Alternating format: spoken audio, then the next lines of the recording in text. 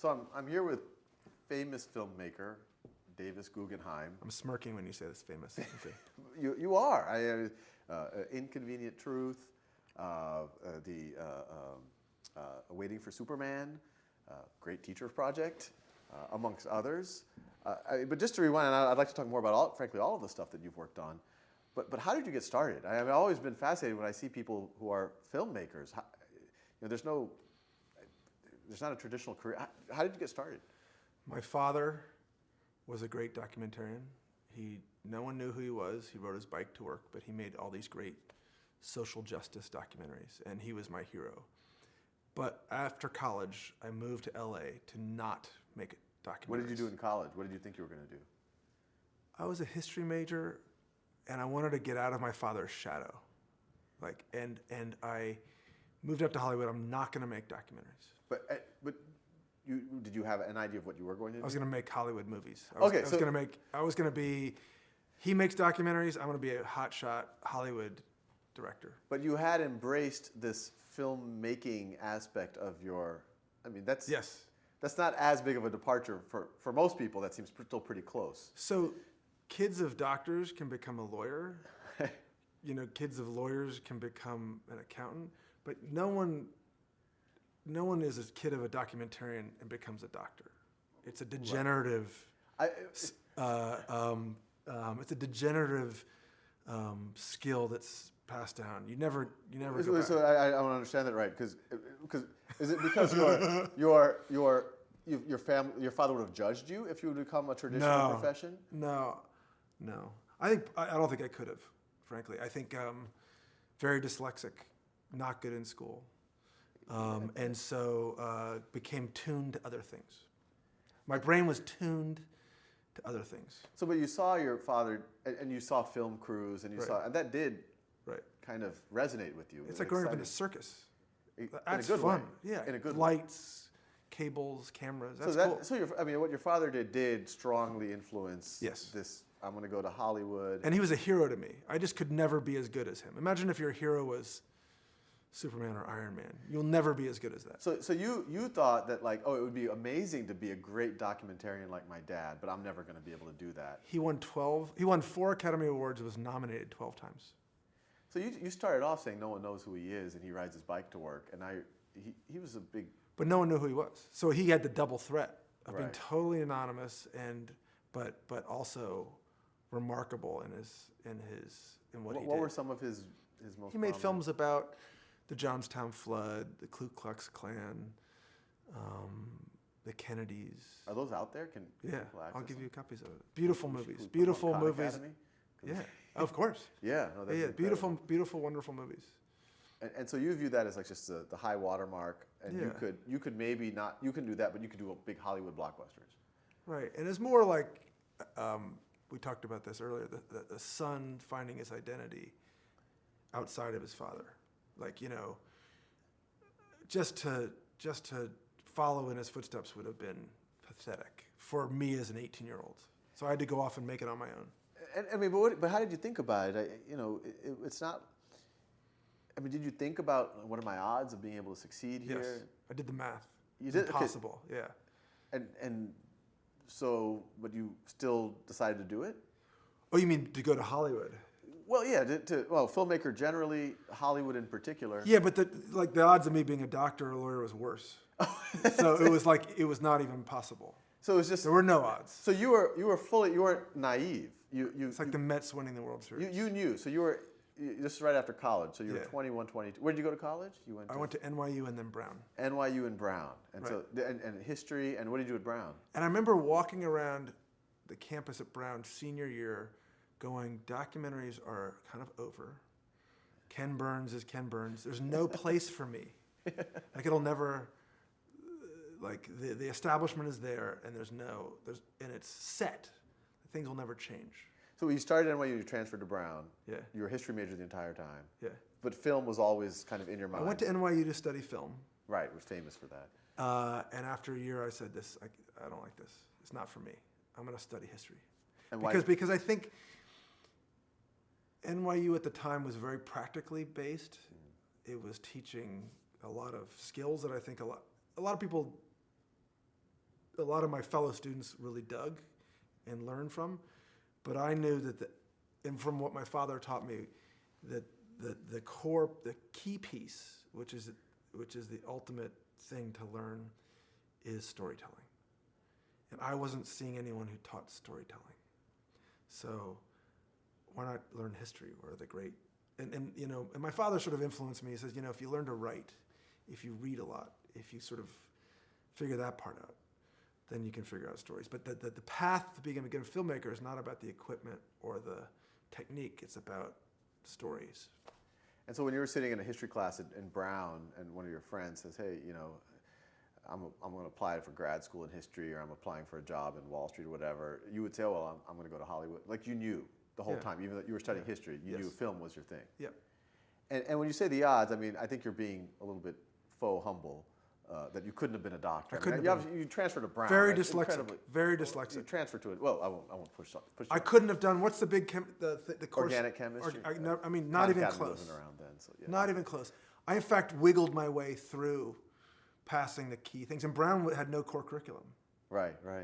So I wiggled my way around through high school and I worked really hard to get sort of a C- average. I'm not boasting. I'm not boasting in my and then lack you of happened intelligence. to get into one of the most selective NYU was very universities. easy to get into in 1982. Really? Very easy. But Brown, And then I transferred to Brown after I did really well freshman year. I see. So I was ambitious, but not a good student. Interesting. So anyway, so you get to Hollywood. I'm suspicious of all of this, even that It's absolutely true. Okay. I really could not have been a doctor earlier. And then you go to Hollywood. I mean, what are you telling yourself?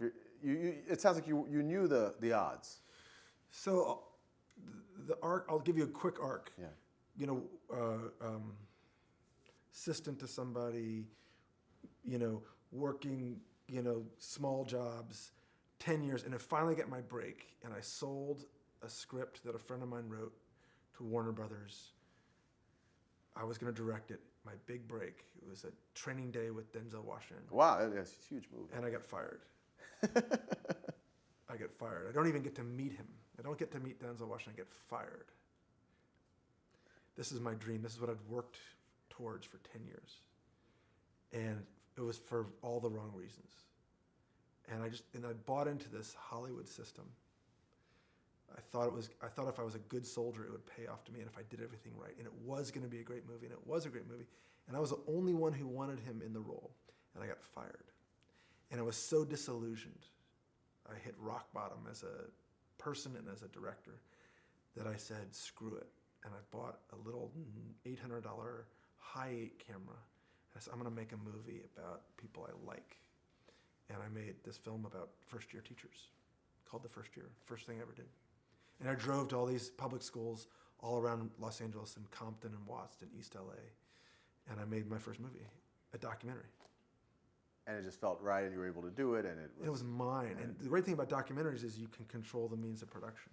Yeah. And that was the beginning of it. Now, all the means of production that we use to make our documentaries can be done in my office. Right. In a way that they couldn't have been done, even in documentaries, only a few years earlier. But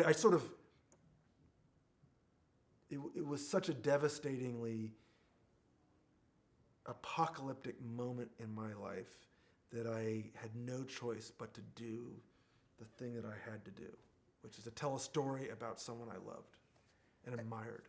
And it was. I mean, you're saying the documentary was an important medium for you because you could be in control of the story. I mean, but all of what you've done, starting with that first documentary until now, there's been a social justice piece of it. In fact, there's always been this narrative of maybe just through this documentary you might be able to move the dial in some way. Is that? Well, my father had some part of that because he did a lot of social justice documentaries. And there is a part, I direct a lot of television too, which is very gratifying. Shows like 24 and ER and Deadwood, and really gratifying. But there's a bit of factory work to it. Yeah. My wife is on the show CSI, and there's a bit of hard work, routine work, that the quality of the job is so good. The people who do it are so good. But there's something that when I got the taste of it, and I wanted to be a big Hollywood director.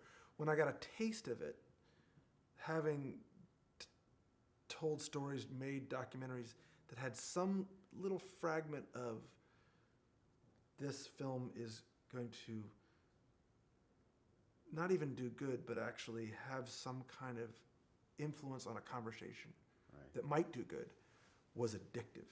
Right. And now, and after Inconvenient Truth, which should never have been made, and I never thought would do any good. Why should it never have been made? But after that movie, I became a junkie for it. Well, I'm a junkie for it. Why shouldn't it have been made? So it was pitched to me, like they said, we're going to make, so these people came to me who I knew, and they said, here's a documentary, what do you think? It's a documentary about climate change. I'm like, okay, I'm in, I like that, that's good. I believe that that's an important issue. It's based on a slideshow that Al Gore gives. I'm like, okay, no. Slideshow, you can't make a movie about a slideshow. And I have great fondness and respect for Al Gore, but I don't think you should make a film about a politician. Because it comes with its own baggage, no matter how much you like that politician. Yeah. Can't be done. And I said, no, terrible idea. And what can, so you weren't at all enamored? I mean, obviously, national, international figure, it was a hot topic. Told him it was a terrible idea. Terrible idea. So you'd kind of given up on any of the, oh, this might be a super hit or anything like that. It was, or you just thought it was bad. Even when we had finished it, yeah, we didn't think it was going to do anything. So, but what convinced you then to do it? To do this terrible idea? So the producers, Laurie David and Lawrence Bender, said, "Don't say no yet. Go to the Hilton where he's going to do this thing in front of at a luncheon." And Al Gore walks on stage, and they're I remember this. They were serving like cold, like supposed to be hot but cold chicken, mashed potatoes and like bad gravy, and you're like sawing into your chicken. And there's Al Gore's like, "History of the planet." And I'm like, this lecture, slideshow, Al Gore, terrible idea. And the graphics were like, kind of rudimentary. And then by the end of it, there was this feeling that I think people have at the end of the movie, which is like, holy shit. Right. This is deep, and this is urgent, and I was physically shaken. And it's a really good lesson, I think, in filmmaking, which is that when your body feels something, when you feel something that you're not convincing yourself to feel, there's something you have to listen to. And that clever is often misleading. I'm going to do this movie because it's clever, or I'm going to make that choice because it's clever, instead of like following a feeling, like a response that you have. Trust that more than trust clever. And so you were, So my chicken was like, the gravy had dried up. The chicken was half eaten. The fork and the knife were left there. But I was like, oh my gosh. And even if I make this movie and 10 people see it, that's a good thing. And I want other people to understand what I just figured out. So the power of it was already there. And I don't know how to do this. It's a great thing. I don't know how to do this slideshow with a politician. It makes no sense, but I have to do it. So I'm driven by that overwhelming desire that the clever side of me said, do not do. Right. There wasn't a pattern here that you could... Oh, like look up all the really very profitable documentaries about slideshows with politicians in them. You can't find it. Do you think about profitability when you, even for a documentary? No, but I think about who's going to watch it. Right. It's a terrible feeling, and I've had this experience where you make a movie and no one sees it. Right. It's heartbreaking. Like, it's heartbreaking when you work really hard and you tell a story and no one sees it. Right. But then you do it, and it goes where, frankly, documentaries have never gone before. It turns into a mainstream movie. Right. And does that change how you perceive yourself, what you do, what your next project was going to be? It puts more pressure on you when you've had a successful film and there's a sort of expectation on the next film. I mean, that film, regardless of where someone is on the political spectrum, I mean, that changed the discussion. That moved. Yeah. And that's a lot of it, a huge portion of it is Al Gore's work in building that slideshow. huge part of it. And lightning did strike. Yeah. Like it landed right when President George W. Bush was starting to fall from grace in the public's mind. And so that was helpful. And people were starting to reconsider Gore in his story. Everything that sort of, and Katrina had just happened. So all these things sort of fit. So it wasn't, the success of that movie was not necessarily about any of the filmmaking. I think it was actually had very little to do with it. Well, we can debate that, but the filmmaking worked. Yeah, absolutely. And so the experience worked. Yeah. I'm not saying filmmaking was poor. The filmmaking worked. The audience experienced what I hoped they would experience, but its success had very little to do with the filmmaking. And so now, do you feel pressure that you kind of have to do something of that magnitude again, or? It's not so that I feel like I have to. I probably will never do it again, but I'm a junkie for that feeling. But you kind of did it again with Waiting for Superman. I mean, that was another movie that really entered the national conversation. In a different way. I mean, it's a more complicated experience because it had a more controversy involved in it. But it's not about box office. It's about having a feeling like if I tell a story, maybe the conversation will change. That's exciting. Maybe people with this movie will think, maybe we change their minds about what a teacher is. That'd be cool. No, it's true. Well, I mean, actually, it's funny. I can ask you a question that I've always wondered when Waiting for Superman. Why was it called Waiting for Superman? Where did that? Was it you? Was it someone else? So Jeffrey Canada had this great thing. Jeffrey Canada started this incredible school in Harlem, and he talked about when he was a kid. The heartbreaking moment of his life was when he realized that Superman wasn't real, and he was this kid in the projects, and he thought that Superman could come and help him and give him some power, and save him. And the day he realized that Superman wasn't real, like I see.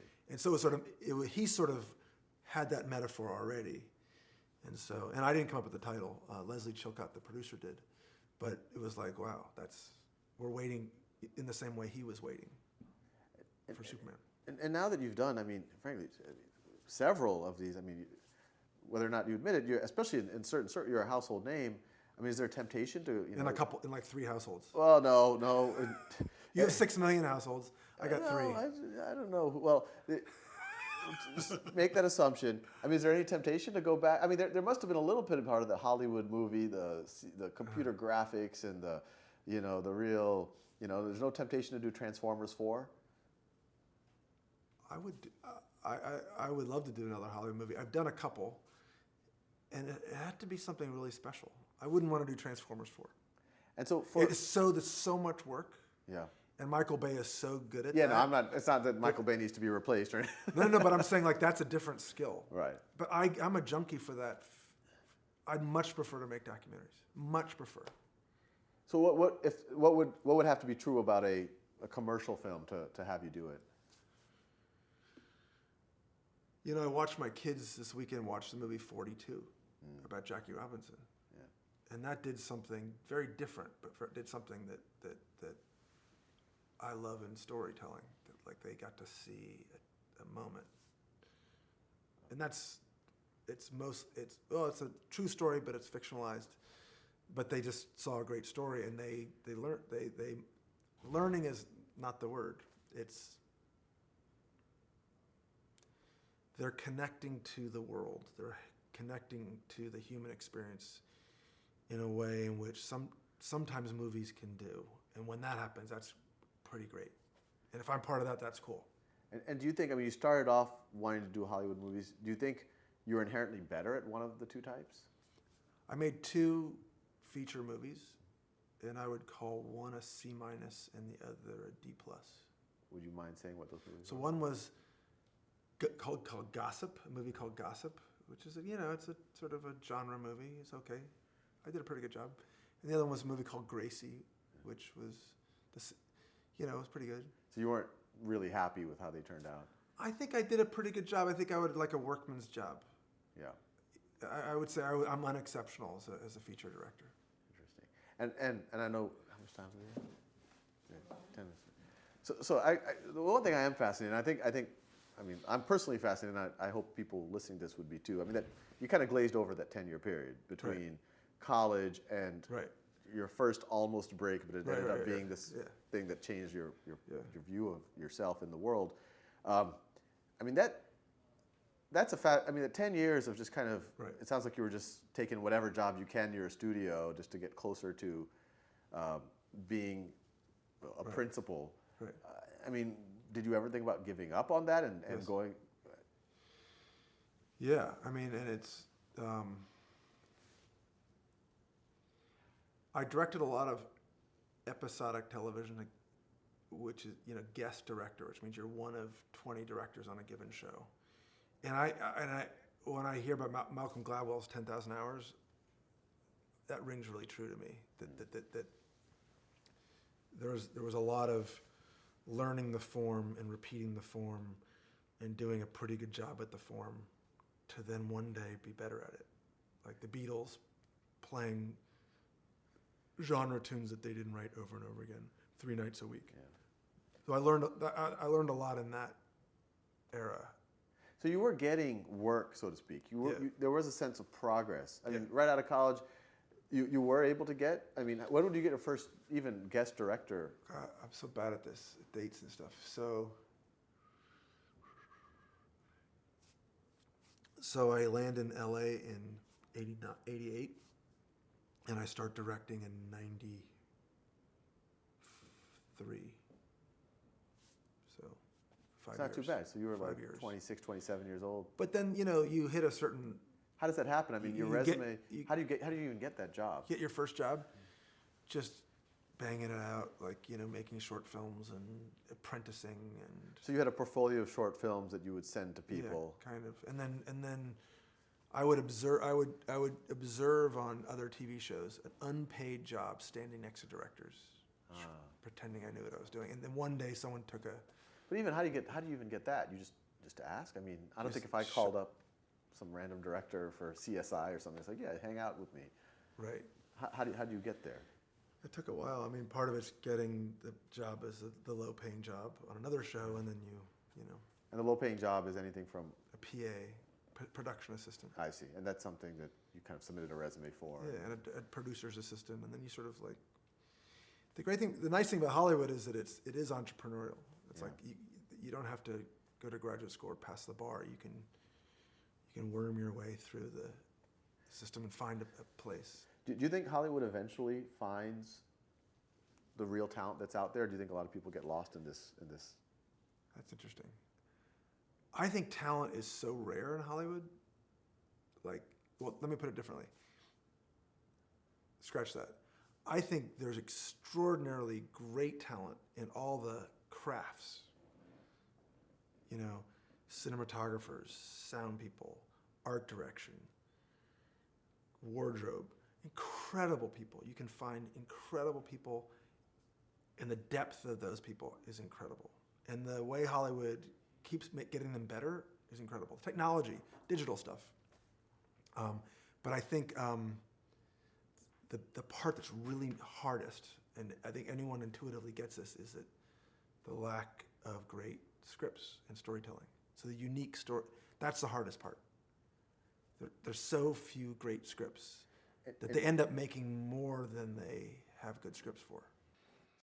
One thing that I'm curious, I mean, what's your sense of does everyone who shows up in Hollywood and has talent, do they eventually get found, recognized? I think there's a certain persistence factor. So I'm sure there's very talented people come and they try and fail and then they walk away. So that's probably happens. But if you're good and you stay for a while and you keep banging on the door and you're good and you've got something to say, I think you'll be found. And how do you know you're that and not someone who's on a kind of a fool's errand? Well, that happens too. I know a lot of people who have written 100 scripts and nothing gets made, and for some reason it doesn't work. I mean, is there any clue? Is there anything you told yourself in that 10-year period where you were doing that, you were being persistent, where you said, well, that's a data point. That shows that I have some talent, that if I just persist, something good's going to happen? You're onto something. That question is the ultimate question, and it's like you don't know it until you see it.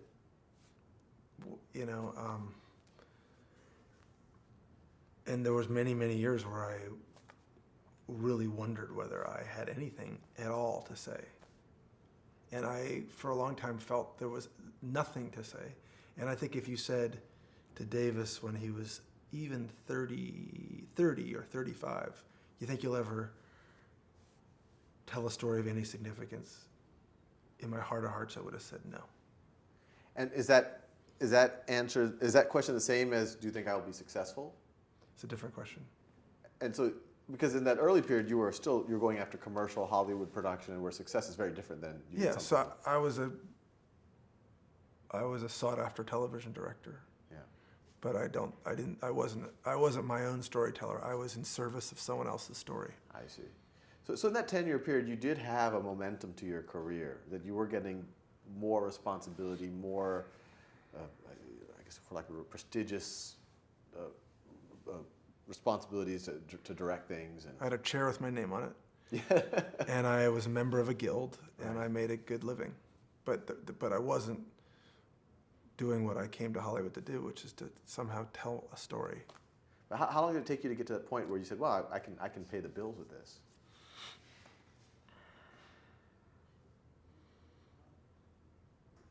8 years.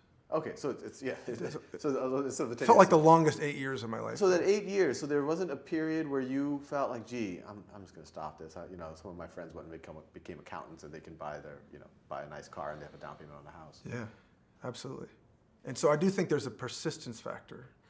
There's sort of like showing up and doing the work and did you quit? And knocking on 100 doors for one to open. But you were so this whole 8-year period, you were just kind of just getting by with but there were film-related jobs that you were doing? Yeah, little jobs, and some of them were not paying well, and some of them were dead ends. But you didn't have to wait tables and that type of traditional story? I took some bad jobs. I edited a conference for the CIA. That seems interesting. So they had all the old spies come out and talk about the Cuban Missile Crisis, but they're all in their 70s and 80s, and they're at a Hilton, and the sound was bad, and they were standing in a podium, and they said, "Here's 30 hours of footage. Can you cut it down to 1?" And I did that. And that, I mean, on paper, it was a terrible job because it was never going to go anywhere. It wasn't going to do anything, but on a fascination level, it was great.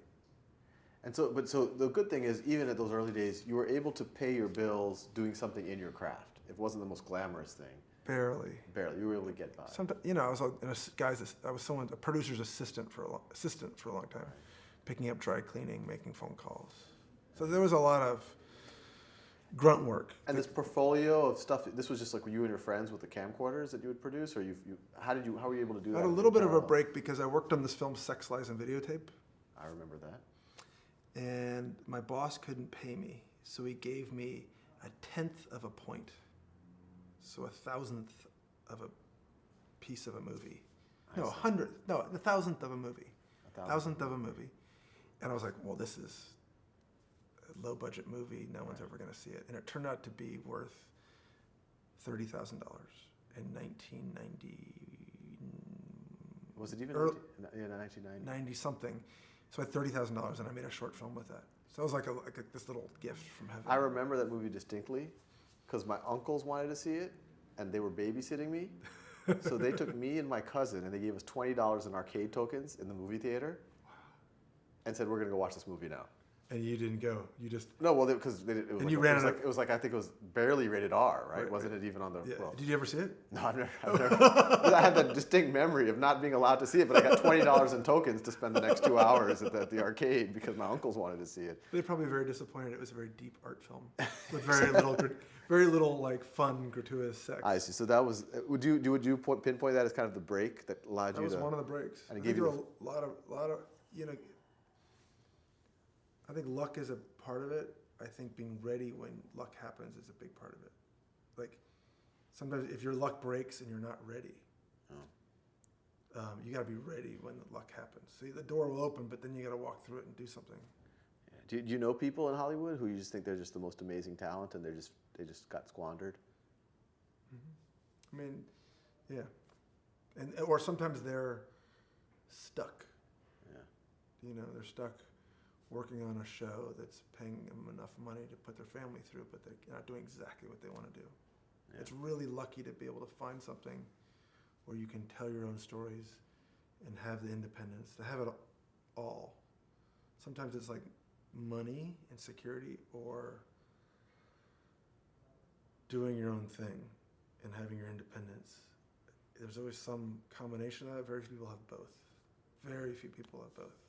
And you do now, though. You. Probably more. Documentaries don't make a. I make a good living, but not the kind of living you'd make if you were a big Hollywood dude. Right. But so there's a little bit of a compromise. But I picked independence and my own stuff over big name success and big money success. And there's always a sort of a choice between those two doors. And do you ever regret the choice you made? I think everyone is always thinks about that. They're sort of like reworking it in their brain. And I do. I think, well, what if I had done that? And what if, and you know, could I have, you know? But I think I've won the jackpot. Yeah. Because I love this job. I like being where you are, which is meeting people and asking questions and learning. The job keeps filling you up. Right. And the independence to sort of choose my stuff and the stuff I do is pretty great. Did your dad's passed away now? He saw my very first film that first year, the first film we talked about. And then what did he think of it? So that was one of the great memories I have, is that we were at a screening in Washington and I left to go to the bathroom. It was dark. And I saw him watch the movie, and he didn't see me watching him watch the movie. So I got to see him sort of watch my movie, and he was smiling and enjoying it. And I could tell that he liked it. Did he tell that to you later on? No, or I you just saw it, observed and you know, he was very effusive with praise. Yeah. But but kids start to hear that praise and they start to not believe it. Yeah. So I got to see it. I got to see it without him trying to praise me.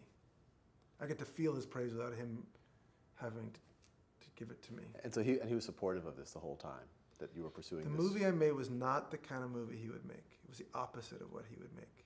And yet he still appreciated it. That was the best part. It wasn't making his movies. Because this wasn't a documentary. This was a documentary. Oh, this was a documentary. It was the first year. It was the first year. This was the first year. Yeah, You fully had made, right? Yeah. You made the commercial films after that. Before I made one of the commercial. Most of my television career was before that. Right. And he'd seen that stuff as well. Yeah. And he thought it was okay. What did your siblings do? Just out of curiosity. My brother's a filmmaker, and my sister's produced his documentaries. So you're right. You're right about that whole doctor thing. Oh. It just wasn't even a It's a possibility. degenerative thing. It's like, you know, you can't undo. Not degenerative like being a doctor is bad. It's just that once your parent is a filmmator, Right. It's Doctors, teachers, great, but it's just hard to go back. right. Maybe I'm using the wrong word. You're right. I don't know. Regressive? You're in. It's limiting. It's limited you to that universe. Right. Well, it's not a bad universe. Well, thank you. This was really, really fun. It's an honor to be in your office, sitting in your office. It's an honor to hear you say that.